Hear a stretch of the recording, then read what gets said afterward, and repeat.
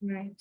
So today we'll be doing Srimad Bhagavatam, Canto 2, Chapter 5, but we have 3 or 4 shlokas from the last chapter that we will cover today.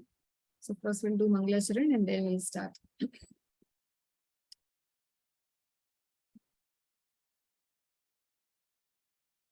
Namo Vishnupadaya Krishna Prishaya Bhutale Srimate Bhakti Vedanta Swaminiti Namine Namaste Saraswati Deve Gauravani Pracharini Nirvishesha Shunyavadi Paschatya Deshatarini Jai Shri Krishna Chaitanya Prabhu Nityananda Shri Advaita Gadadhara Shivasadi Gauravata Vrinda Om Namo Bhagavate Vasudevaya Om Namo Bhagavate Vasudevaya Om Namo Bhagavate Vasudevaya Narayanam Namaskritya Naram Cheva Narottamam Devim Saraswatim Vyasam Tato Jayamudire Nashtaprayeshu Bhadreshu Nityam Bhagavata Sevaya Bhagavati Uttam Shloke Bhaktira Bhavane Nishtike. So before we start the 5th chapter, we will just read through. आपको याद है कि परीक्षित महाराज ने पिछले अध्याय में प्रश्न पूछे थे कि भगवान की सृष्टि कैसे होती है, भगवान कैसे सृष्टि करते हैं, कैसे उसका पालन करते हैं, कैसे विनाश करते हैं, इसके बारे में मुझे बताइए। और भगवान के जो अलग अलग अवतार हैं उनकी कथा भी मुझे बताइए। ये प्रश्न था परीक्षित महाराज का, जिसका उत्तर देने से पहले सुखदेव गोस्वामी ने भगवान की स्तुति कर रहे हैं और उस स्तुति में 2-3 श्लोक हमारे रह गए हैं, उन स्तुति को हम लोग कंप्लीट करेंगे। Will just read through the shlokas only और उसके बाद फिर हम अगला अध्याय शुरू करेंगे। तो जैसे अलग अलग स्तुतियां उन्होंने की, हमने पिछली बार देखा था, उसी प्रकार से अभी ये श्लोक नंबर 22 से हम लोग शुरू कर रहे हैं। इस श्लोक में सुखदेव गोस्वामी ब्रह्मा जी की स्तुति, ब्रह्मा जी के एग्जाम्पल लेते हुए भगवान से स्तुति कर रहे हैं कि कैसे भगवान आपने ब्रह्मा जी के हृदय में ही सारा ज्ञान प्रकाशित कर दिया। और ऐसे भगवान को मैं प्रणाम करता हूँ कि जिसने ऐसा अद्भुत कर्म कर सकते हैं कि किसी के हृदय में दिव्य ज्ञान को प्रकाशित कर सकते हैं। और जैसे जो ज्ञान है ब्रह्मा जी के मुख से निकलता है वेद का ज्ञान, उसी तरीके से भगवान आप भी मुझ पे कृपा कीजिए, क्योंकि मैं अब इन प्रश्नों का उत्तर देने वाला हूँ। आपकी जो सृष्टि की लीला है और आपके अवतारों की लीला है मैं बताने वाला हूँ, तो आप मुझ पर इस प्रकार से कृपा कीजिए। So may the Lord who in the beginning of the creation amplified the potent knowledge of Brahma from within his heart and inspired him with full knowledge of creation and of his own self. तो अपना भी ज्ञान दिया, creation कैसे करनी वो भी ज्ञान दिया, इंस्पायर भी किया भगवान ने सृष्टि करने के लिए ब्रह्मा जी को। And who appeared to be generated from the mouth of Brahma, और ऐसा सब कुछ होते हुए भी भगवान ऐसा प्रतीत हुए भगवान के मुख, ब्रह्मा जी के मुख से निकले हैं। ये कौन से वाले अवतार में ऐसा था कि ब्रह्मा जी के मुख से भगवान प्रकट हुए, जानते हैं आप किस अवतार के बारे में बोल रहे हैं? क्षीरोदक्षाय। नहीं, ये माता जी नाम नहीं आ रहा, नाक से निकले थे वो। हाँ, तो 2 बार ऐसा हुआ था, तो 2 अलग अलग कल्पों में अलग अलग प्रकार से निकले। बिल्कुल आपने सही पहचान लिया। भगवान वरहा, भगवान वरहा जिन्होंने हिरण्याक्ष का वध किया था हिरण्यकशिपु के लिए, फिर वो आए थे नरसिंह भगवान के रूप में। तो नरसिंह अवतार से पहले हिरण्याक्ष का वध करने के लिए वो वरहा अवतार में आए थे। और फिर जो हिरण्याक्ष ने पृथ्वी को रसातल में ढेल दिया था, वहां से उठाकर उन्होंने वापस उसने स्थापित किया था। तो जो बोर इनकारनेशन है बेसिकली। तो ये 2 अलग अलग प्रकार से, एक बार तो भगवान ब्रह्मा जी की नासिका से प्रकट हुए थे और एक बार उनके मुख से प्रकट हुए थे। सो कह रहे हैं कि भगवान ही जो अंदर दिव्य ज्ञान ब्रह्मा जी को दिए हैं, और फिर ऐसे प्रतीत होते हैं कि ब्रह्मा जी के ही मुख से निकले हैं। ऐसा बिविल्डरिंग जो भगवान का पर्सोना है, उसको संबोधित करते हुए कह रहे हैं कि आप मुझ पर कृपा कीजिए कि मैं भी ब्रह्मा जी की तरह आप मुझे भी इंस्पायर कीजिए that I can give the correct answers to the question which Parikshit Maharaj is asking.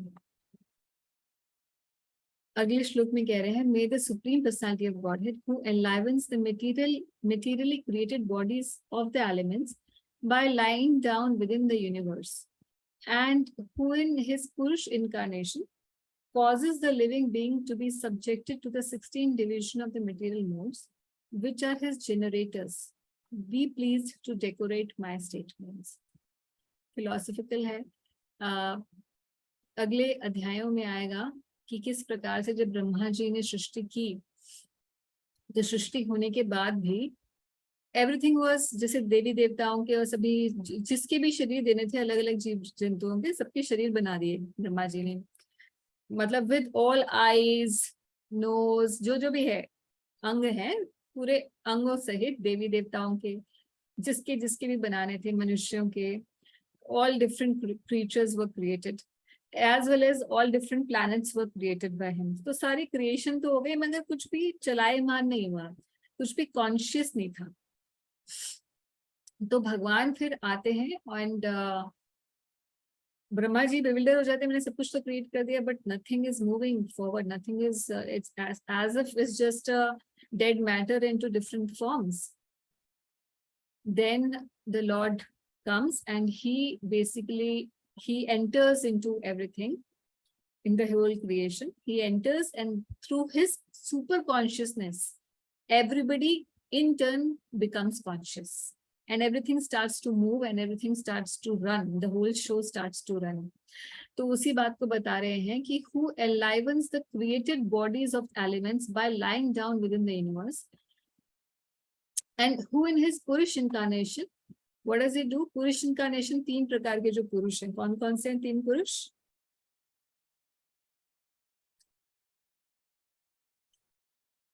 कौन कौन से तीन पुरुष हैं? गर्भोदक्षाय विष्णु, क्षीरोदक्षाय विष्णु और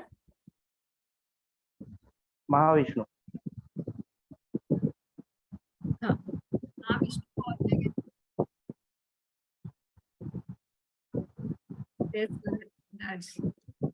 महाविष्णु, फिर गर्भोदक्षाई विष्णु, फिर क्षीरोदक्षाई विष्णु. महाविष्णु को और क्या दूसरा नाम है प्रभु जी? कारणोदक्षाई विष्णु. कारणदक्षाई, क्षीरोदक्षाई और गर्भोदक्षाई. तो इन तीनों इनकारनेशंस में क्या कर रहे हैं? The living being to be he causes the living beings to be subjected to the 16 division of material modes. तो डिवीजन तो मटेरियल मोड्स के हमें तीन ही पता है. कौन कौन से मोड्स के तीन डिवीजन होते हैं? सत्वगुण, रजोगुण, तमोगुण. फिर यहाँ पे सिर्फ बात नहीं हो रही है, यहाँ पर बता रहे हैं कि जो भूमि अनल, जो पृथ्वी, जो सॉरी माफ कीजिए, जो पूरी क्रिएशन है, सृष्टि है, तो सृष्टि के 16 डिवीजन है. तो ये जो गिनती है ना, कभी आपको एक जैसी नहीं मिलेगी कहीं भी. कहीं पर जैसे आप भगवत गीता में देखेंगे तो पहले भगवान 7.4 में बोलते हैं कि भूमि रपयो अनल वायु खम मनो बुद्धिरेव च अहंकार इति यम्मे भिन्ना प्रकृति अष्टधाम. तो 8 डिविजन्स क्रिएट कर देते हैं पूरी मटेरियल वर्ल्ड की, है ना. फिर उसके बाद आप देखेंगे कि 13th चैप्टर भगवत गीता में भगवान 24 एलिमेंट्स की सृष्टि बताते हैं, राइट. ज्ञान योग में जाकर, मतलब ज्ञान योग तो नहीं है वो, but that is the portion of ज्ञान. भगवत गीता का वो पोर्शन ज्ञान का है. तो वहां पर 13वें अध्याय में 24 एलिमेंट्स हो जाते हैं. ये 8 ही फर्दर और इनके आगे एलिमेंट्स इंक्लूड किए जाते हैं. तो 5 पंचभूत, 5 इंद्रिया, कर्मेंद्रिय, 5 ज्ञानेंद्रिय, 5 इंद्रियों के विषय, इस प्रकार से 20 हो गए. 5 5 5 5 एंड देन मन बुद्धि अहंकार, तो 23 हो गए. और चौथा जो होता है वो प्रधान होता है, कई बार उसे महत्त्व भी कहा जाता है. तो ये 24 एलिमेंट्स में सृष्टि बताई जाती है.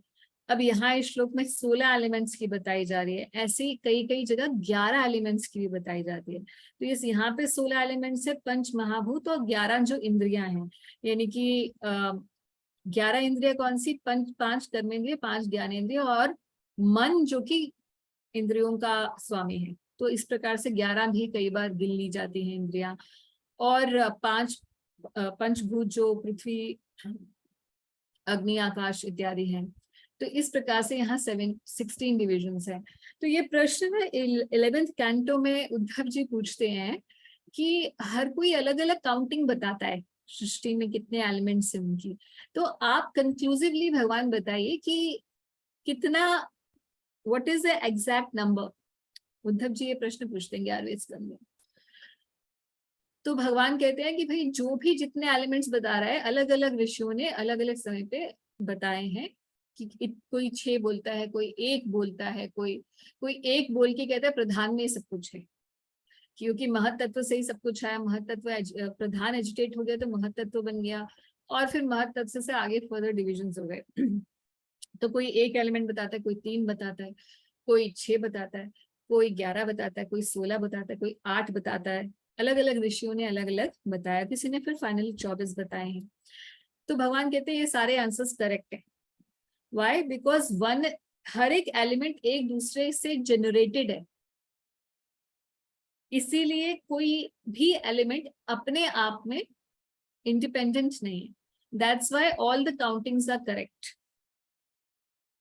तो इंद्रियां और इंद्रियों के विषय जैसे आपस में ही घुसे हुए हैं, जैसे हम आंख से उसकी जो देखने की पावर है उसको अलग नहीं कर सकते, दृष्टि को आंख से अलग नहीं किया जा सकता क्योंकि वो आपस में ही इंटररिलेटेड है। बट फिर भी गिनती में 2 गिनी गई हैं, एक इंद्री और एक इंद्रिय के विषय देखना, जो दृष्टि गोचर चीजें हैं। तो इस प्रकार से कभी भी कंफ्यूज मत होइएगा कि अलग अलग स्क्रिप्चर्स में हम पढ़ते हैं, तो कभी भगवद गीता में हमने 8 पढ़ी थी, यहाँ 16 पढ़ ली, फिर 13वें अध्याय में माता जी आपने 24 बताई, तो एग्जैक्टली है कितना काउंट। सो उद्धव जी भी ऐसे कंफ्यूज हो गए थे, and then Krishna has given this answer so that you can read in 11th canto. सो यहाँ बता रहे हैं कि वो भगवान मुझ पर मेरी वाणी को मार्गदर्शन दे, जिन्होंने इस प्रकार से सारी सृष्टि को अपनी प्रेजेंस से चलायमान किया है, और जिनके पुरुष अवतारों की वजह से सभी लोग ये 16 डिविजन्स से प्रभावित रहते हैं। तो सुखदेव गोस्वामी की जो यूजुअली हम लोग अगर भगवान से प्रे करेंगे तो कैसे प्रे करेंगे ना, कि भगवान मुझे ये दे दीजिए, मेरी हेल्प कीजिए, या कुछ भी कुछ स्पिरिचुअल ऐसी बातें करेंगे, ऐसे प्रे करेंगे। मगर यहाँ क्योंकि सुखदेव गोस्वामी वक्ता हैं तो बहुत फिलोसॉफिकल प्रेयर्स का होना तो बनता ही है ना। लास्ट में आते हुए कह रहे हैं कि भगवान से मैं प्रार्थना करता हूँ जिन्होंने व्यास देव जी का रूप लिया और वेदों का संकलन किया। So I offer my respectful obeisances unto the incarnation of Vasudev, Srila Vyasadeva, who compiled the Vedic scriptures. The pure devotees drink up the nectarian transcendental knowledge dropping from the lotus-like mouth of the Lord. तो यहाँ पर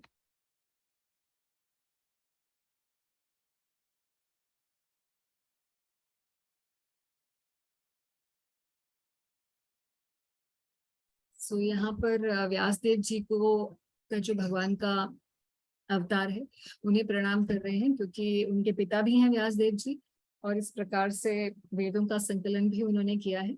तो भगवान ये कथा बोलने से पहले भगवान की व्यासदेव जी को भी प्रणाम कर रहे हैं। और जैसे कि भागवत में ही बताया गया है कि भागवत बोलने से पहले व्यासदेव जी को भी प्रणाम करना चाहिए, भगवान को तो प्रणाम करना ही है। तो वही सिद्धांत को आगे चलते हुए सुखदेव गोस्वामी कह रहे हैं, and finally then he says my dear king. तो यहाँ प्रणाम कंप्लीट हो गए, सारे जो प्रार्थना करनी थी वो कंप्लीट हो गए हैं। अब बोल रहे हैं कि हे परीक्षित, जो आपने प्रश्न पूछा था सेम प्रश्न नारद जी ने पूछा ब्रह्मा जी से है, और वो जो ज्ञान है वो मैं आपको बताता हूँ। तो same question was asked earlier, so that answer I'm going to narrate to you. So then the whole thing is एवं परंपरा प्राप्त। तो ब्रह्मा जी के द्वारा जो नारद को ज्ञान प्राप्त हुआ वही परीक्षित महाराज को ज्ञान प्राप्त होगा अब, और उनके माध्यम से हमें भी प्राप्त होगा कि भगवान ने किस प्रकार से सृष्टि करते हैं, उसका पालन करते हैं और उसका डिस्ट्रक्शन फाइनली करते हैं। So my dear king, Brahma the first born on being questioned by Narad exactly apprised him on this subject, as it was directly spoken by the Lord to his own son. who was impregnated with Vedic knowledge from his very birth. So Brahma ji के पास ज्ञान कहाँ से आया ये भी बता दिया. So he's saying he gave it to Narad, but how did he get it? Because the Lord भगवान श्री हरि ने अपने पुत्र ब्रह्मा जी को खुद ही उनके जब वो पैदा हुए, प्रकट हुए, पैदा तो हुए ही नहीं थे, प्रकट ही हुए थे ब्रह्मा जी भगवान के द्वारा, उसी समय उनको, उनके शुरुआत से ही उनको ये वेदों का ज्ञान जो है देकर ही पैदा किया था. So that's why Prabhupada says he's also called Ved Garbha. कि गर्भ में ही, गर्भ से ही, वेदांतिस्ट फ्रॉम एम्ब्रियो ब्रह्मा जी हैं. तो he appeared, or you can say he was born out of the lotus petals, the जो भगवान के कमल नाल है, भगवान विष्णु के नाभि से प्रकट होते हैं ब्रह्मा जी, और फिर ज्ञान भगवान देते हैं ब्रह्मा जी को, और यही ज्ञान ब्रह्मा जी फिर नारद जी को देते हैं, जिसको अब हम अगले चैप्टर में पढ़ने वाले हैं. तो यहाँ पर second canto 4th chapter complete होता है हमारा. Now we are moving to the next chapter, chapter 5. अब इस चैप्टर को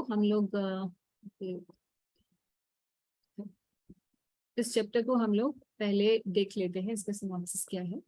ये चैप्टर थोड़ा सा लंबा है और इसमें एक सेक्शन आएगा श्लोक नंबर 21 से 35 वाला, जिसमें क्रिएशन के बारे में जो डिटेल है वो आएगी.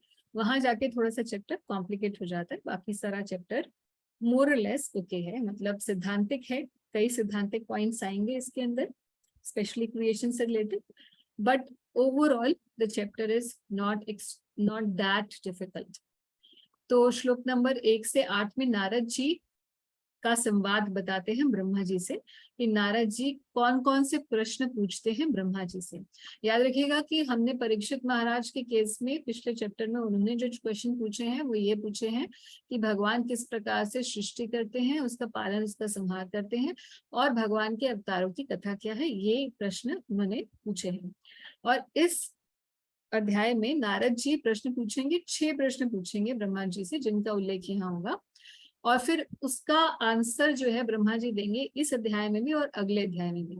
तो कुछ आंसर्स इसी अध्याय में कंप्लीट हो जाएंगे और कुछ आंसर्स अगले अध्याय तक भी चलेंगे, और मोर और लेस नेक्स्ट चैप्टर यानी कि सेकंड कैंटो का जो 6th चैप्टर है वो भी इन्हीं 6 प्रश्नों का उत्तर देते देते निकल जाएगा. तो पहले 8 श्लोकों में नारद जी के प्रश्न हैं, और नारद जी ब्रह्मा जी से कुछ डाउट पूछते हैं.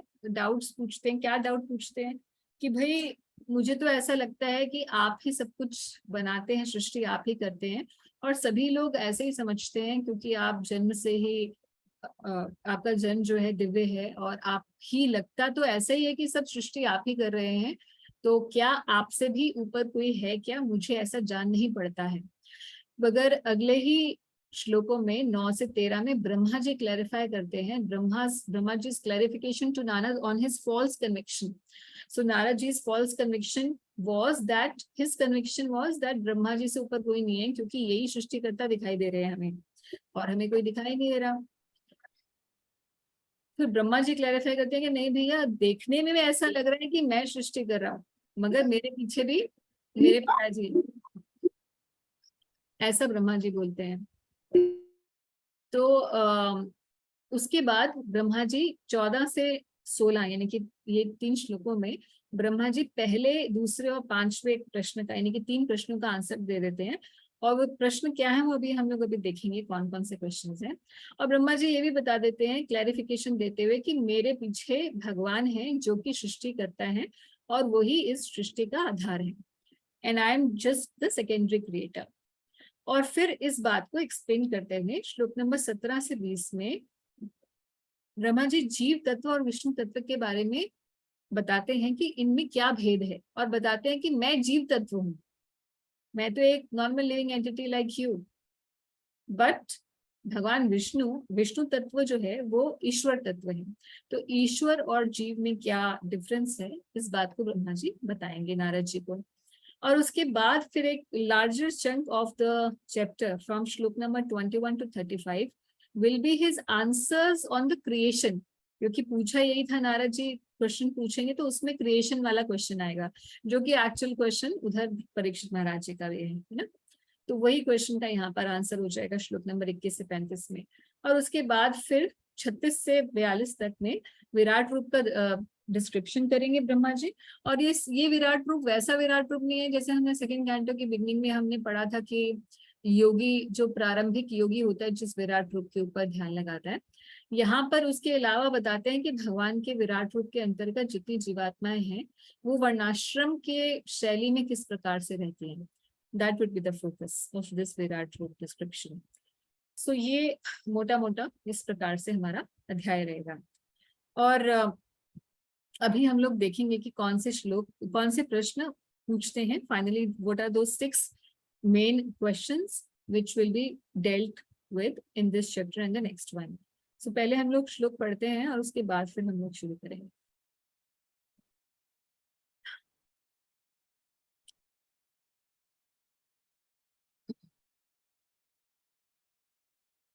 तो श्री नारद मुनि asked Brahma ji, O chief among the demigods, O first-born living entity, I beg to offer my respectful obeisances unto you.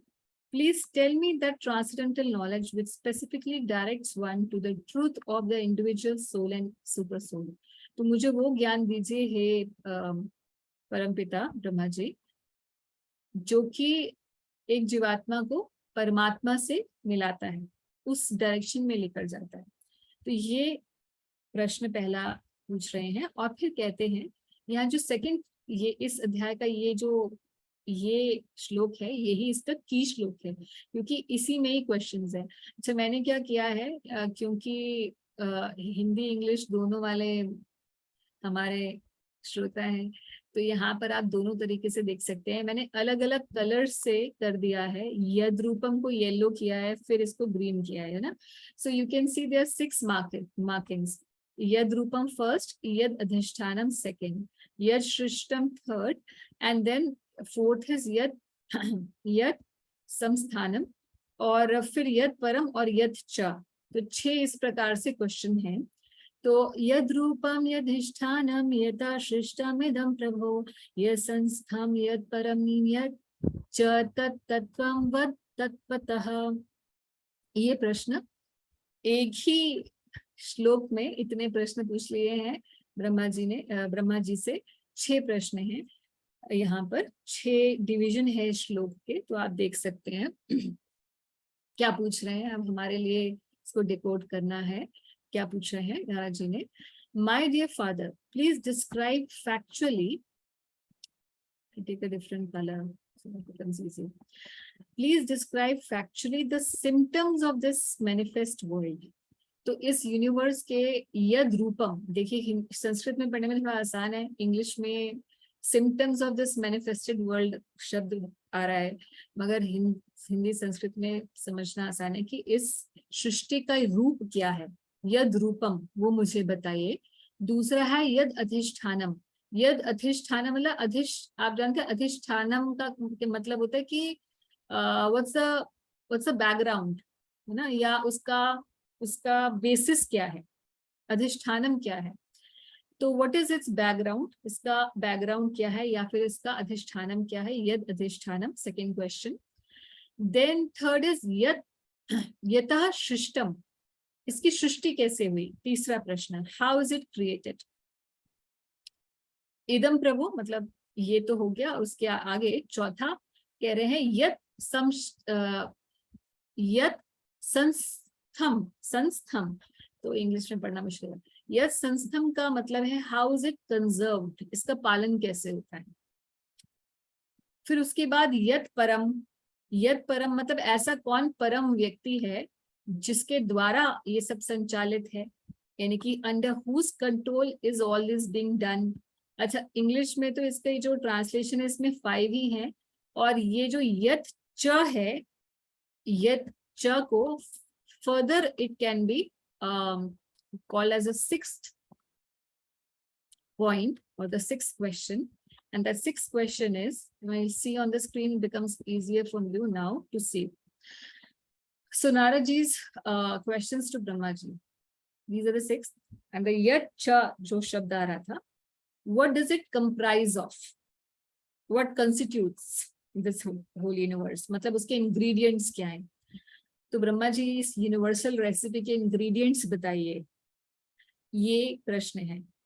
और ये जो प्रश्न है, दैट इज द मेन यत च, इसका आंसर अगला पूरा अध्याय है, छठा अध्याय।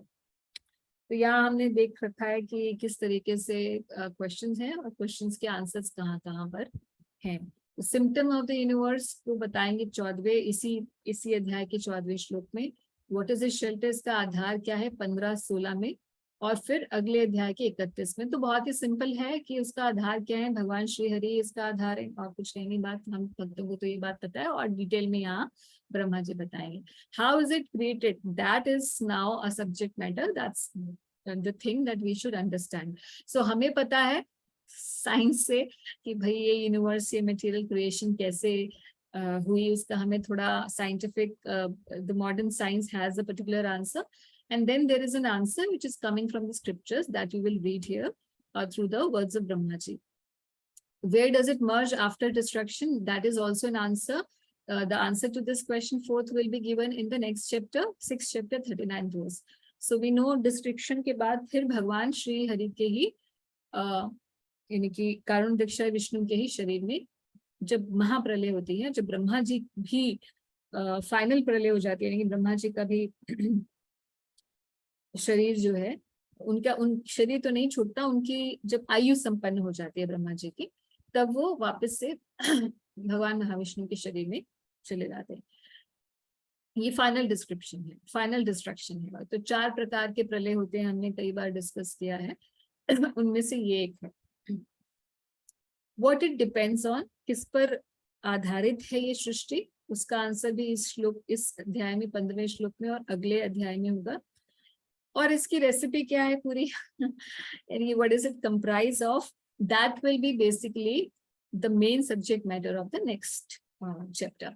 सो इस प्रकार से ये चलेगा। So let's go back to Bhagavatam.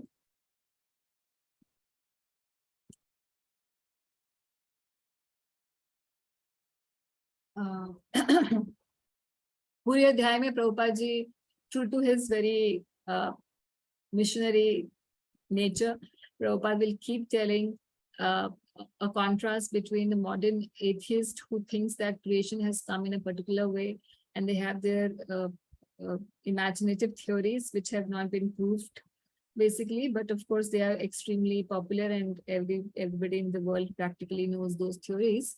And Prabhupada always would bring out this point that the way to understand creation is not through scientific imagination or through hypothesis, but by actually understanding it from the person who knows it, just like Narad ji is doing.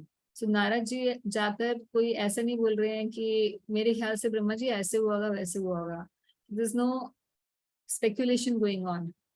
He's going to the right source and he's asking how the creation took place, and then from his words coming down the line through the parampara system, we also can understand. So this is the way to understand something which is beyond the comprehension of a normal person, rather than imagining about it or speculating about it. So this is the main missionary point which Prabhupada will bring up often during this chapter as well as the next one. Okay. So, और नारद जी क्या कह रहे हैं? My dear father, all this is known to you scientifically because whatever was created in the past, whatever will be created in the future, and whatever is being created at present, as well as everything within this universe is within your grip, just like a wallet. I don't know why he gave this wallet example, but it's really wonderful to know what is wallet called in Sanskrit. Kara amalak vat. Oh. Different. Okay, so जैसे कोई walnut को अपने मुट्ठी में कर सकता है, ऐसे ब्रह्मा जी को बोल रहे हैं कि आपको सब भूत भविष्य और वर्तमान का ज्ञान है. जो भी इस पूरी सृष्टि में, यूनिवर्स में हो रहा है वो आपकी ग्रिप में है, तो आप मुझे एक्चुअल इसका आंसर बता सकते हैं। तो यहाँ प्रभुपाद बताते हैं कि किस प्रकार से व्यक्ति को ऐसे व्यक्ति से पूछना चाहिए जिसके पास एक्चुअल नॉलेज हो, फैक्चुअल नॉलेज हो, rather than some imaginative hypothesis. तो my dear father, what is the source of your knowledge? और ये भी प्रश्न पूछ रहे हैं कि भाई आपको ये सब कैसे पता है? Under whose protection are you standing and under whom are you working? What is your real position?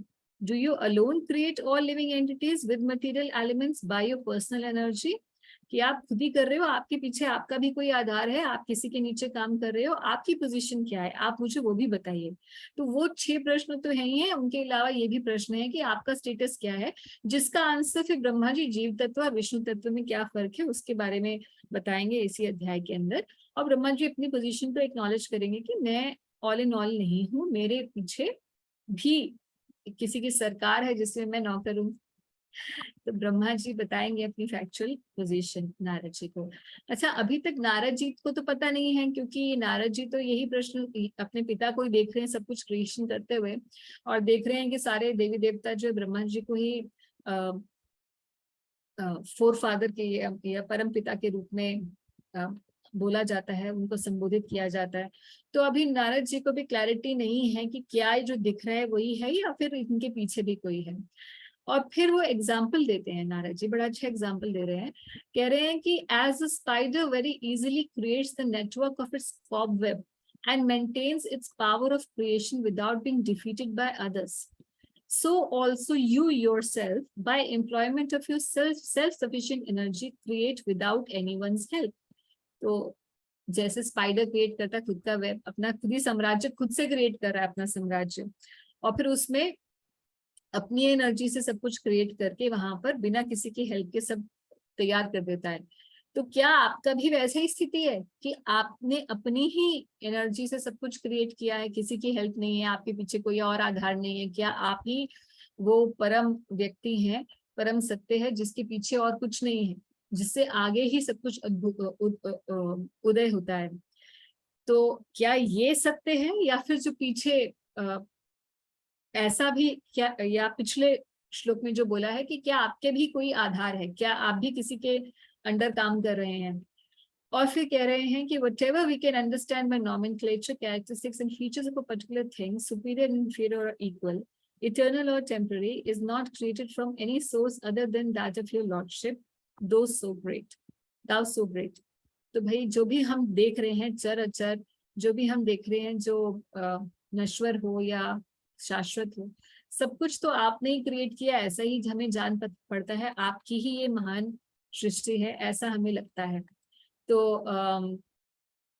फिर कहते हैं कि ये तो सब अब दोनों ही द्वंद्व है। देखिए नारद जी को किसी श्लोक में तो उन्हीं को परम बता रहे हैं, जैसे अभी पढ़ा उस श्लोक में कि आप इतने ग्रेट है, आपने स्पाइडर की तरह सब कुछ अपनी एनर्जी से बना दिया। फिर कह रहे हैं, ये भी पूछ रहे हैं कि आप किसी के नीचे काम कर रहे हो, आपका भी कोई आधार है क्या? तो दोनों तरफ ये नारद जी का कंफ्यूजन है कि is he Brahma ji the greatest or there's somebody who's greater than him. So finally, why now he's telling why he's so confused. Narad ji कह रहे हैं कि भाई देखिए, मुझे लगता तो यही कि सृष्टि सारी आप ही कर रहे हैं, क्योंकि दिखाई तो यही दे रहा है, मगर प्रॉब्लम ये है कि मैं आपको देखता हूँ हमेशा आप तपस्या में लीन है। तो अगर तपस्या में लीन है तो आप परम नहीं हो सकते, क्योंकि किसी के प्रसन्नता के लिए आप तपस्या कर रहे हैं। तो इसका मतलब आपसे भी ऊपर कोई होना चाहिए जिसके लिए आप तपस्या कर रहे हैं, और वही परम होना चाहिए। तो मेरा यहीं पर आकर संशय है, इसको आप मिटाइए। So yet we are moved to wonder about the existence of someone more powerful than you when we think of your great austerities in perfect discipline, although your good self is so powerful in the matter of creation. तो भाई अगर आप तपस्या में इतने strictly लीन हैं, तो इसका मतलब डेफिनेटली आपके ऊपर कोई भगवान है जो कि आपसे, जिसकी प्रसन्नता के लिए आप तपस्या कर रहे हैं। इसीलिए मैं संशय में हूं कि आप ही वो परम है या कोई और परम है। तो यत परम, ये हमने ऊपर श्लोक में, दूसरे श्लोक में पढ़ा था ना, यत परम, कि वो परम कौन है, यही वो प्रश्न आ गया। और इसमें एक प्रभुपाद जी बहुत बार ये कोट करते हैं एक कहानी कि एक व्यक्ति था जो बाहर से कहीं आया, जर्मनी से आया, और उसको पता चला कि हिंदू टेम्पल्स विजिट कर रहा था। आपने बहुत प्रचलित है, सुना ही होगा कि अलग अलग देवी देवता देखे। तो उसने बोला कि मुझे लगता है कि भगवान, ये कृष्ण के पास गया तो कह रहा है मुझे लगता है भगवान ये है। और पूछा गया व्हाट इज द लॉजिक, कहते क्योंकि सब लोग अब शिव जी हैं वो तपस्या में लीन दिखाई दे रहे हैं, किसी के पास अस्त्र शस्त्र हैं, राम जी हैं उनके पास भी अस्त्र हैं, तो they are ready to fight. So although they are powerful enough, but they are engaged into some activity, so they're not free, they're not at leisure. God should be somebody who's free, who's at leisure, and who doesn't have anything to do, because he must be having a lot of servants to do his job. And so that's why I conclude that Krishna to be God, because he's standing here with Bansuri in his hand and with Radharani on the left. So this guy looks like he's really enjoying.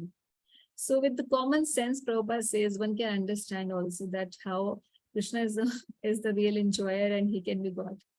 So उसी तरीके से common sense से सोचते हुए नारद जी पूछ रहे हैं कि भैया अगर आप तपस्या में लीन हैं तो आपसे ऊपर कोई और होना चाहिए। ये तो एक कॉमन सेंस बनती है। तो इसीलिए अब आप हमें बताइए कि यद परम, परम कौन है? My dear Father, you know everything and you are the controller of all. Therefore, may all that I have inquired from you kindly be instructed to me so that I may be able to understand them as a student. तो प्रभुपाद यहाँ परंपरा के लिए बता रहे हैं, the inquiries made by Narad Muni are very important for everyone concerned, and as such Narad requested Brahma Ji to deem them suitable so that all others who may come in the line of disciplic succession of Brahma Sampradaya may also know them properly without any difficulty. तो क्योंकि हम सभी ब्रह्म संप्रदाय में आते हैं और गौड़ीय संप्रदाय ब्रह्म संप्रदाय की ही एक ऑफशूट है, इसीलिए हमारा तो बिल्कुल ही स्ट्रेट यहाँ पर अधिकार बन जाता है और कर्तव्य भी बन जाता है कि हम इस संवाद को पढ़ें और हम समझें। हालांकि भागवतम एक ऐसा ग्रंथ है जो चारों ही संप्रदायों द्वारा, और केवल वैष्णव संप्रदायों की तो बात ही छोड़िए, इसके अलावा भी जितने भी सनातन धर्मी हैं और इवन जो ज्ञान योग में भी लगे हुए हैं, ऐसे लोग भी भागवतम से शिक्षाएं प्राप्त करते हैं। भागवतम सभी के लिए आदरणीय शास्त्र है, सभी भागवत को फॉलो करते हैं। और फिर हम देखें कि हमारे ही संप्रदाय आचार्य द्वारा ये ज्ञान जो है ये मिल रहा है डायरेक्टली नारद जी और ब्रह्मा जी की कॉन्वर्सेशन से। सो हमारा ये कर्तव्य भी है और हमारा अधिकार भी बन जाता है दोनों तरीके से उस संप्रदाय में आने की वजह से। इस बात पे मैं कुछ छोटा सा इंसिडेंस बताऊंगी। अभी कुछ समय पहले मैंने देखा कई जगह पे ऐसे बिविल्डरमेंट्स हो जाते हैं, तो प्लीज अगर आप वृंदावन अकेले जाते हैं तो थोड़ा ध्यान रखिएगा। वृंदावन में एक ओल्ड राधा श्याम सुंदर मंदिर है। तो राधा श्याम सुंदर मंदिर जो है ये लोई बाजार की बिकनी में ही है, और आप जानते हैं अगर जो जाते रहते हैं उनको पता ही है, और जो कभी जाएंगे कभी नहीं गए हैं और अगर अकेले ही टक्कर पड़े वहां पर और किसी भक्त के साथ नहीं जाएं तो कंफ्यूजन होने का चांस है, इसलिए मैं बता रही हूँ। तो जो ओल्ड राधा श्याम सुंदर मंदिर है जिसमें राधा रानी के हृदय से निकले हुए श्याम सुंदर जी का विग्रह है, उनकी राधा रानी जी के निजे हृदय से प्रकट एक विग्रह है छोटा सा श्याम सुंदर जी का। राधा दामोदर के पास ये मंदिर है। तो काफी प्राचीन मंदिर है और सप्त देवालयों में इनका नाम है, गणना होती है।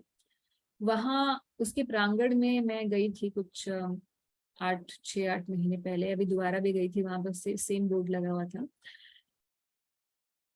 तो वहां पे बोर्ड पे लिखा हुआ है कि पद्म पुराण के अनुसार 4 वैष्णव संप्रदाय हैं। तो जो संप्रदाय हैं उनका नाम लिखा हुआ है, रुद्र संप्रदाय, कुमार संप्रदाय और ब्रह्म संप्रदाय इत्यादि और श्री संप्रदाय।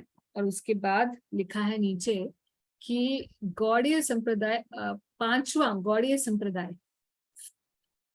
काउंटिंग में 5th लिखा हुआ है, गौड़ीय संप्रदाय अलग से, और नीचे लिखा है कि गौड़ीय संप्रदाय का ब्रह्म संप्रदाय से कोई लेना देना नहीं। ये एक बहुत बड़े बोर्ड के ऊपर मंदिर के प्रांगण में लिखा हुआ, और मुझे समझ नहीं आया कि ये क्यों इस प्रकार का कोई ऐसा लिखेगा, वो भी सप्त देवालयों के जो हमारे वैष्णव आचार्यों का मंदिर है, षड गोस्वामियों का मंदिर है, तो उसमें ऐसा होने का क्या रीजन है, क्या हुआ। तो इस प्रकार से सिर्फ एक ये कोई इंसिडेंस बता रही हूँ। ऐसे अगर आप वृंदावन जाते हैं और अलग अलग टेम्पल्स में घूमते हैं, तो जितना आप आशीर्वाद प्राप्त करेंगे वो तो करेंगे ही, दर्शन से लाभ जो होगा, मगर अगर आपकी फिलॉसफी क्लियर नहीं है, या आप पहले कुछ भक्तों के समाज में रहते हुए नहीं समझे हैं चीजों को, या फिर आप, सबसे अच्छा तो यही होता है कि भक्त लोग जब पार्टी लेके जाते हैं उनके साथ ही जाइए, तो आपको इस प्रकार की जहाँ भी फिलोसफिकल डिविएशंस होने वाले जगहें हैं उनसे आप बच जाएंगे।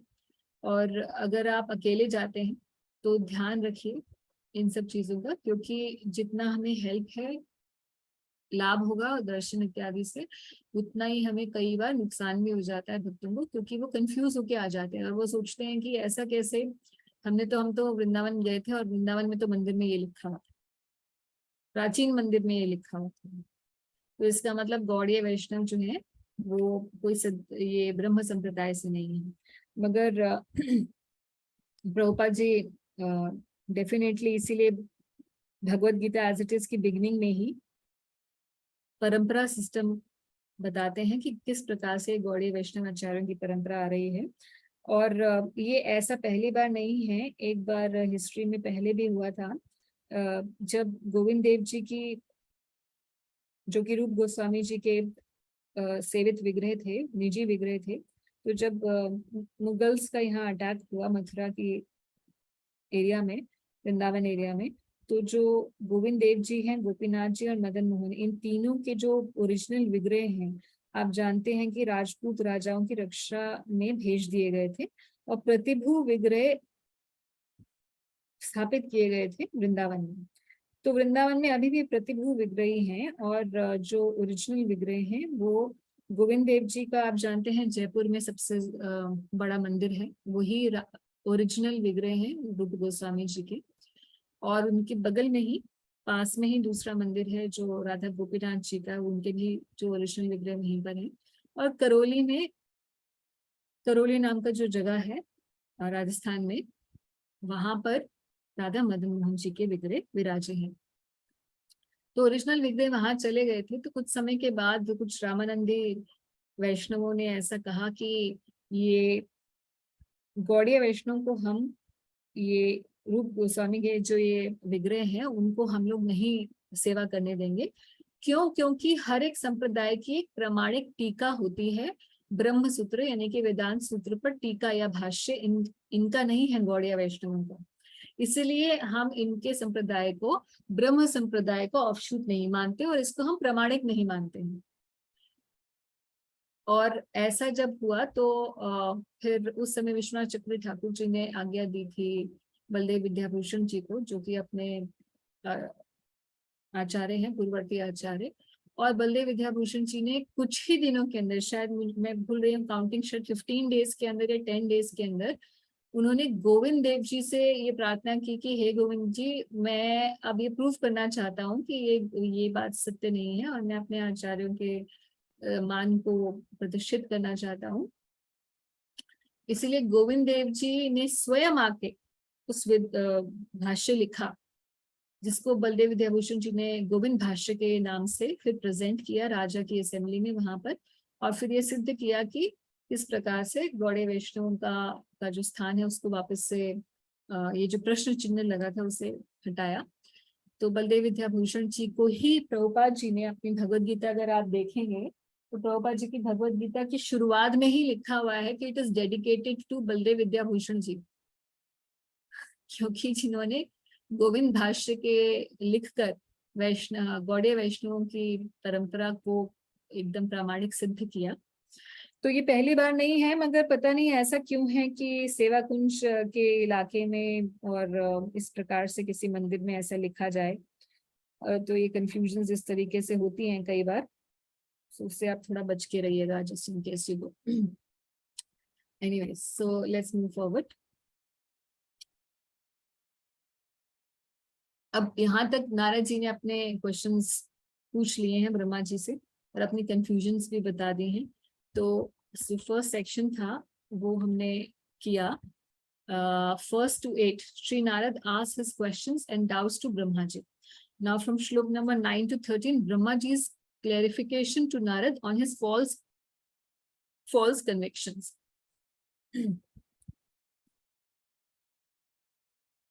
So we're moving forward. Brahma ji क्या कहते हैं? Lord Brahma said, "My dear boy Narad, being merciful upon all, including myself." तो ये ब्रह्मा जी अपने बेटे से भी कितनी तमीज से बात कर रहे हैं, हम अपने बच्चों से कैसे बात करते हैं। My dear boy Narad, being merciful upon all, including myself, you have asked all these questions because I have been inspired to see into the prowess of the Almighty Personality of Godhead. कि सभी के उद्धार के लिए आपने ऐसा प्रश्न पूछा है, ब्रह्मा जी बोल रहे हैं अपने पुत्र नारद से। तो ऐसा क्यों? अभी हम देख रहे हैं कि भागवतम में जब भी प्रश्न पूछे जाते हैं तो जो वक्ता है वो ग्लोरीफाई करता है प्रश्न को भी, क्योंकि करेक्ट क्वेश्चन अगर पूछा जाता है तभी भगवत चर्चा आगे बढ़ पाती है। और फिर आगे देखिए, आज तक कब ब्रह्मा जी से पूछा होगा नारद जी ने? We cannot even count in centuries, right? At the beginning of creation somewhere he must have asked, and still now we are running Kali Yuga and still we are able to get the same conversation recorded, है ना? तो वाकई ये प्रश्न तो इसका मतलब बहुत ही important था, तभी it is being passed on through the lineages down to us for understanding. So definitely these questions are worthy of being praised. So Prabhupada keh rahe, Brahma ji being so questioned by Narad ji congratulated him, for it is usual for devotees to become very enthusiastic whenever they are questioned concerning the Almighty Personality of Godhead. So I have, I'll just tell you one thing, very बड़ा अच्छा incidence मेरे साथ एक हुआ था कि मैंने कुछ क्वेश्चन पूछा और वो क्वेश्चन से मुझे बड़ी और बातें पता चली भक्ति के बारे में। थोड़ा सा एक्सपीरियंस अपने शेयर करूंगी, पहले इसको पढ़ लेते हैं। This is the sign of a pure devotee of the Lord. Since discourses on the transcendental activities of the Lord purify the atmosphere in which discussions are held, and the devotees thus become enlivened while answering such questions. It is purifying both for the questioner and for the one who answers the question. So a pure devotee is not satisfied only by knowing everything about the Lord, but they are also eager to broadcast the information to others. तो गोपीजन कह रही हैं कि तव कथामृतम तप्त जीवनम तवि भीरीडितम कल्मशापहम श्रवण मंगलम श्रीमदाततम भुवि गृह्णन्ति ये भूरिदा जनम। कि हे प्रभु, आपकी जो कथा का अमृत है वो तप्त जीवन के लिए अमृत के समान है। तब कथामृतम तप्त जीवनम, और इस कथा के अमृत को जो ब्रॉडकास्ट करते हैं वो कैसे हैं? भूरी दाजना, भूरी, जैसे हम बोलते हैं ना, भूरी भूरी प्रशंसा मैं आपकी करता हूँ। They are most magnanimous people who broadcast this information. Prabhupada यही बोल रहे हैं कि भक्त सिर्फ इस बात से ही सेटिस्फाई नहीं कि हाँ मुझे तो सब पता चल गया भगवान के बारे में, वहीं पर ही उसका अंत नहीं होता, उसकी बनी रहती है ईगरनेस कि कैसे दूसरों को भी भगवान के बारे में बताएं। And they want to see the glories of the Lord known to everyone. सिर्फ अपने पास ही संजो के ज्ञान नहीं रखना है भक्ति का, दूसरों को भी देना है। Thus the devotee feels satisfied when such an opportunity is offered to him. This is the basic principle of missionary activities. So even I used to at times I used to think कि जो बहुत भजन वंजन करते हैं लोग, उनके missionary spirit बिल्कुल नहीं होती है, वो अपने में अंदर ही रहना चाहते हैं। तो एक बार ऐसे कई कई साल पहले गोवर्धन में एक भक्त से मिली, वो फॉरेनर डिवोटी थे, और कुसुम सरोवर के बैक मतलब एडजेसेंट ही एक बहुत छोटा सा मंदिर है, उद्धव जी का मंदिर है।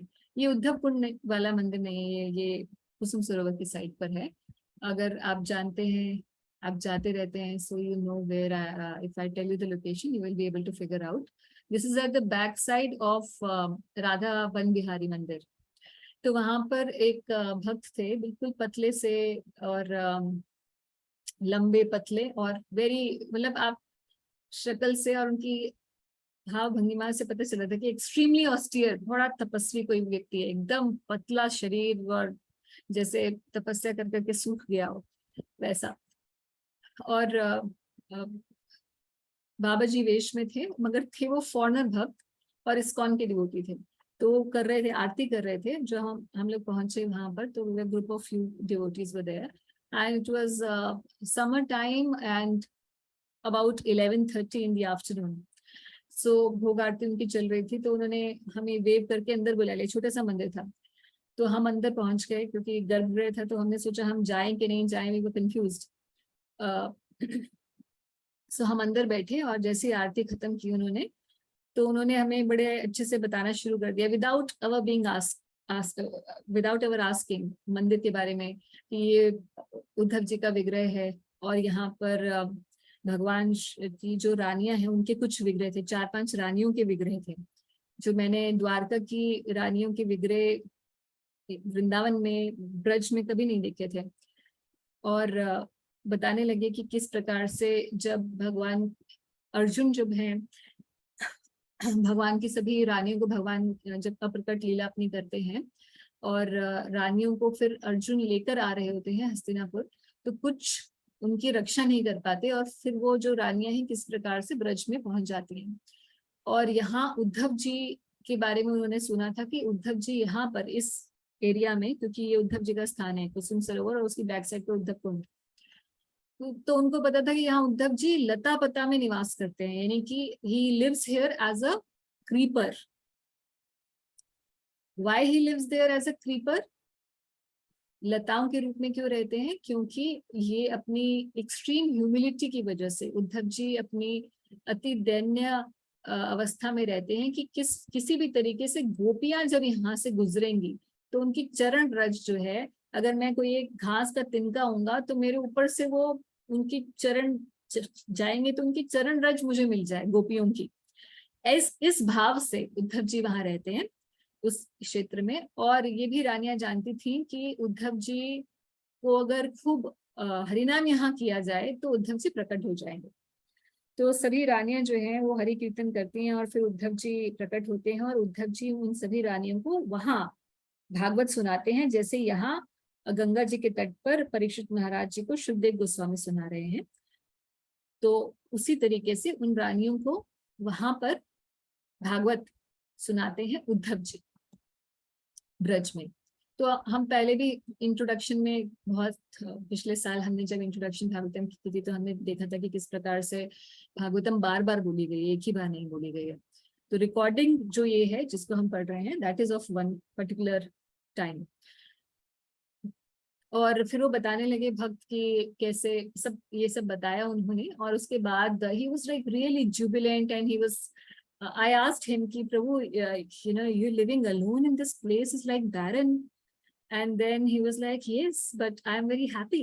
And मैंने उनसे पूछा कि प्रभु जी yes I can see on your face you are extremely happy, how is it कि आप ऐसे यहाँ रह रहे हैं। और बिल्कुल उनकी एक धोती उन्होंने ऐसे पहनी हुई थी, फटी हुई थी, और बहुत ही ऐसे सिचुएशन में था जैसे विरक्ति की सीमा वाली सिचुएशन थी। कुछ खाने पीने का कोई इंतजाम दिखाई दे नहीं रहा था वहां पर, but I could see that spark in his eyes like. So I said Prabhu what's your experience of staying here? And then he said कि मैं यहाँ पे 12 साल पहले आया था, अब ये बात को हुए भी करीबन 10-11 साल हो चुके हैं जबकि मैं बात बता रही हूँ। तो उन्होंने बताया कि मैं 12 साल पहले आया था यहाँ पे, और मैं जब ब्रज में आया तो मैं चाह रहा था कि मुझे किसी तरीके से, मैं दर्शन करना चाहता था भगवान के। इस भाव से मैं अपनी कंट्री से यहाँ आया था, और मैं यहाँ पर हर रोज गिरिराज जी की परिक्रमा मैंने दी इसी भाव से। तो 11 साल मैंने गिरिराज जी की परिक्रमा रोज दी, और रोज 2 लाख नाम जप किया। 2 लाख नाम जप का मतलब है कि 128 rounds of Hare Krishna mahamantra every day, and every day Giriraj parikrama this person was doing. And then he said कि उसके बाद भी मेरे हृदय में वो जो प्रेम मैं ढूंढ रहा था वो उदित नहीं हुआ था। तो मैं बड़ा मोरोस हो गया कि भाई मेरा तो कुछ नहीं हो सकता, and maybe this either this something wrong with me, और this path is not for me. मैं जप करते हुए और परिक्रमा करते हुए यही सोचे जा रहा था, और मैंने सोचा कि मैं यहाँ से चला जाऊंगा, कल ही चला जाऊंगा यहाँ से। और चलते चलते मेरा पैर जो है वो एक शिला से टकराया, और वो शिला जो थी वो गिरिराज जी की शिला थी। तो मैंने पिक किया शिला को, छोटी सी शिला थी, और मैंने अपने माथे से लगाया क्योंकि पैर लग गया था। और जब माथे से लगाया तो मैंने देखा कि that shila was in the shape of a heart. तो जैसे हम हर्ट बनाते हैं ना, लाइक मतलब आजकल जैसे हर्ट बनाया जाता है पान की शेप में, तो वैसे ही शेप की वो शिला थी। और वो शिला का आधा वर्ण जो था वो काला कृष्ण वर्ण में, और आधी साइड उसकी गोल्डन थी। मैंने वहां उस मंदिर में अभी भी आप जाके वो शिला देख सकते हैं। प्रभु जी ने उसके ऊपर एक काली साइड पर कृष्णा पेंट किए हुए हैं, और गोल्डन साइड पर राधा रानी का चित्र बनाया हुआ है उन्होंने खुद अपने हाथ से। और कहते कि फिर मुझे जैसे ही शिला मैंने देखी तो मुझे लगा कि if you know Giriraj, so Giriraj is like in the form of in the shape of a peacock, and Radhakund and Shamkund are the eyes of that peacock, and the heart of that peacock is Kusum Sarovar, and he got this shila while passing through Kusum Sarovar. Kusum Sarovar से ही के ही पास में उन्हें ये शिला प्राप्त हुई।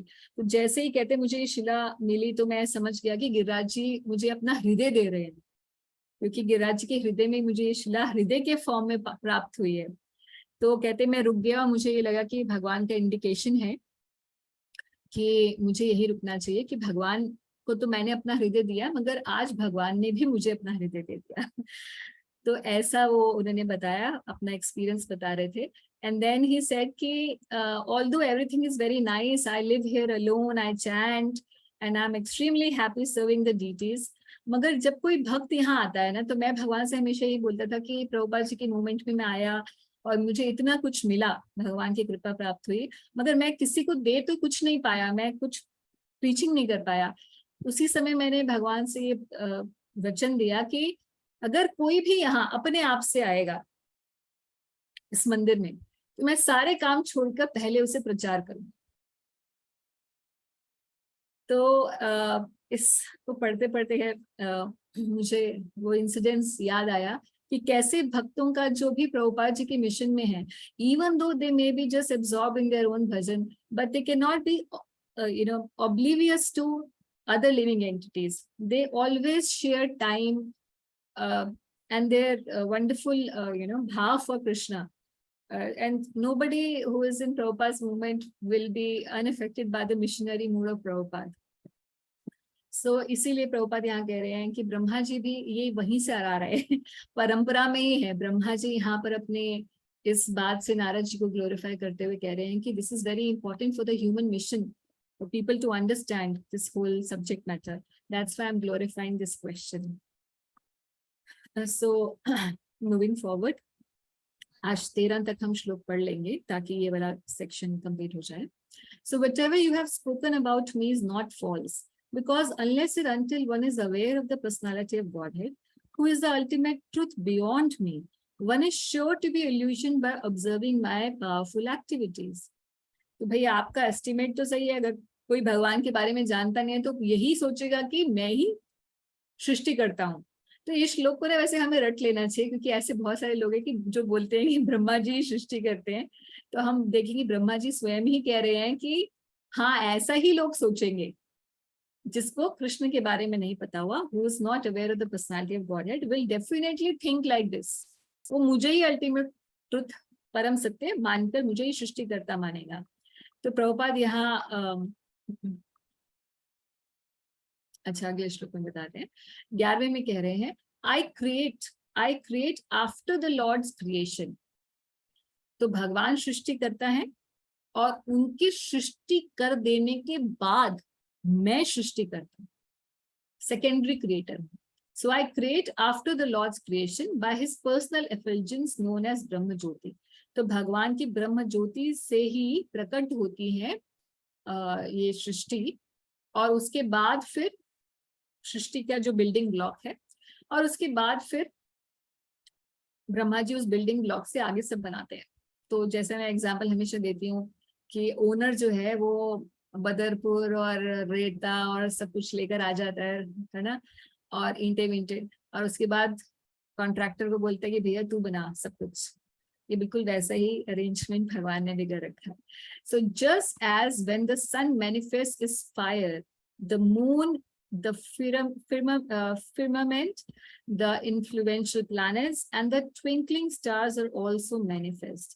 तो भाई सब कुछ सारे जो planets हैं या जितने भी luminaries हैं जो हम देखते हैं, प्रकाश के पुंज हैं, वो सब सूर्य के ही प्रकाश को आगे रिफ्लेक्ट कर रहे हैं। तो अल्टीमेट सोर्स सूर्य है, बाकियों में सब उधार का माल है। तो उसी तरीके से ब्रह्म ज्योति से भगवान की पर्सनल एफिलिएशन से ही क्रिएशन हो रही है।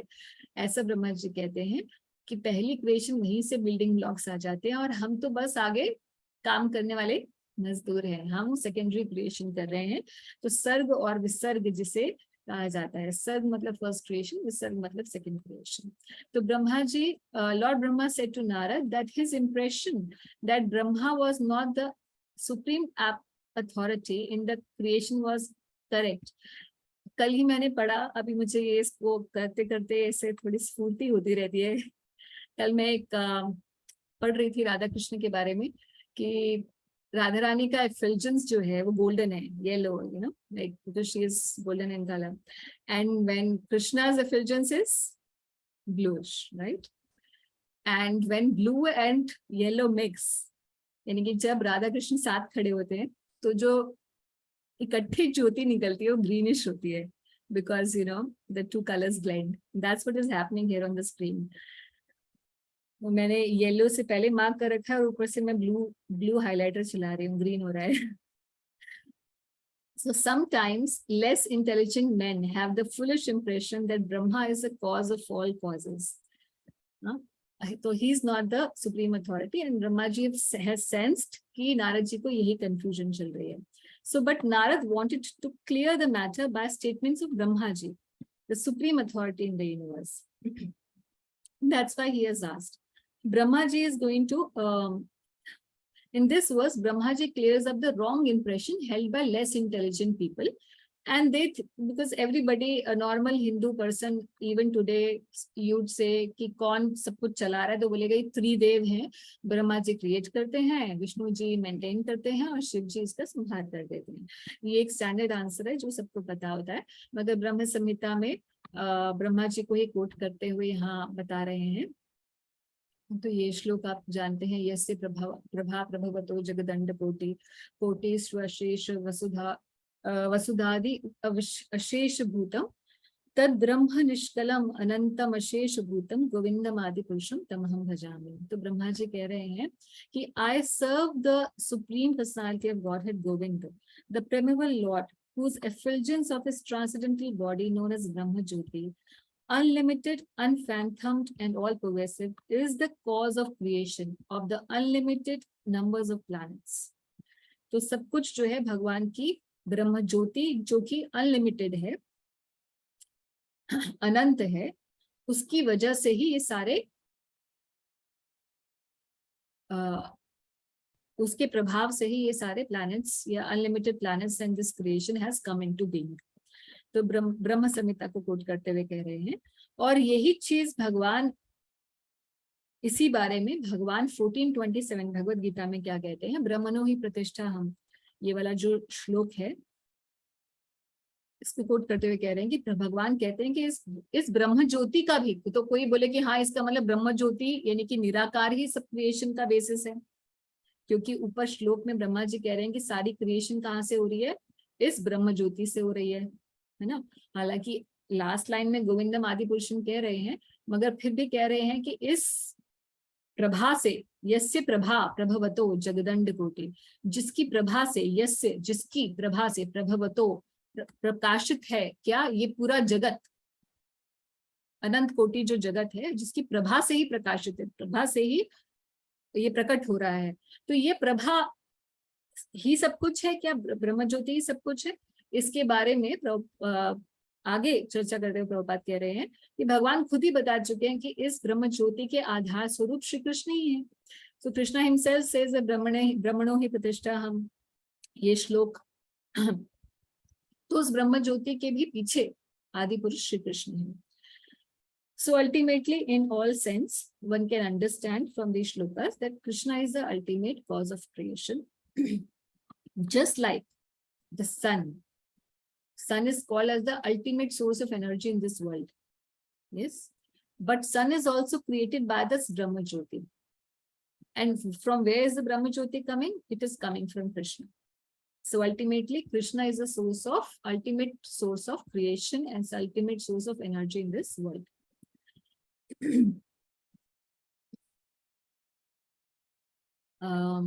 यहीं पर ही कंप्लीट करते हैं। आपके कुछ क्वेश्चंस हैं, 6 मिनट बचे हुए हैं, we can do some questions, this will end by 8. Anyone who has any questions और डिस्कशंस और एनी पॉइंट? हरे कृष्णा। बलि गौरांगी, आपको थोड़ा सा अपना वॉल्यूम ऊंचा करना पड़ेगा। Hare Krishna. Mataji, can you hear me now? Yes, loud and clear. Okay, so mataji, first question is, जो अभी आप बता रहे थे कि वो शिला उनको मिला था, वो मंदिर में रखा है? हाँ हाँ, मंदिर में रखी। कौन से मंदिर में? So this temple doesn't have any name. कौन से? हाँ हाँ, तो राधा बन बिहारी मंदिर है ना, कुसुम सरोवर बगल में। आपके ना आवाज, ओ बलि गौरांगी आपकी आवाज कट रही है। ये मंदिर जो है राधा बन बिहारी मंदिर की माताजी, एक्चुअली मेरा ना वाईफाई, या but that's okay, you have understood your question. मैं आंसर दे रही हूँ कि इस मंदिर को, राधा बन बिहारी मंदिर की बैक साइड पर एक बड़ा मंदिर है, मतलब इसका प्रांगण बहुत बड़ा है, मगर ये टैटर्ड है मंदिर, मतलब बहुत अच्छी कंडीशन में नहीं है। मंदिर का नाम कुछ खास नहीं है, मगर आप पूछते पूछाते जा सकते हैं उसकी बैक साइड पर।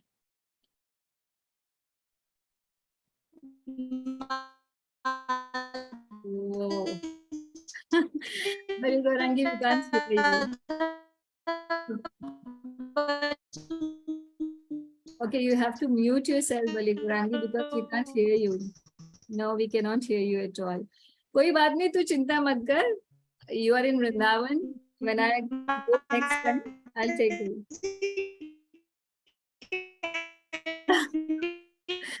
अच्छा, it's getting very funny क्योंकि आपकी आवाज म्यूजिकल आ रही है, so आपको म्यूट करना पड़ेगा बलि Gaurangi. I'll you can ask me on the phone then later on, okay? Hari भक्ति प्रभु, आपका क्वेश्चन है क्या? आपका अनम्यूट है। नहीं माता जी, हाँ मैं माता जी टेंपल में गया हुआ हूँ इसमें। Yes, it's very good. Yeah, okay. Yes, this Prabhu is also so nice. Jamna Pran Prabhu. You met him? Yes, माता जी. Yeah. so Many years back actually. Many years back, yeah. I also just visited. It's been more than a decade that I've seen him.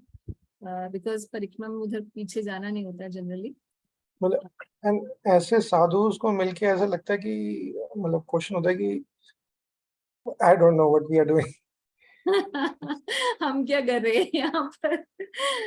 They have achieved what is achievable, what is to be achieved. They have reached the prayojan, isn't it? Yes. Yeah. And I also met a similar, like, well, same like foreigner devotee in Radhakund, and he was also exactly same, like clothes in shutters and chashma toota hua, and but he was so happy. Yeah. We can't describe it. Yes, yes. Okay, so any question for today's subject matter, or shall we end? Yeah.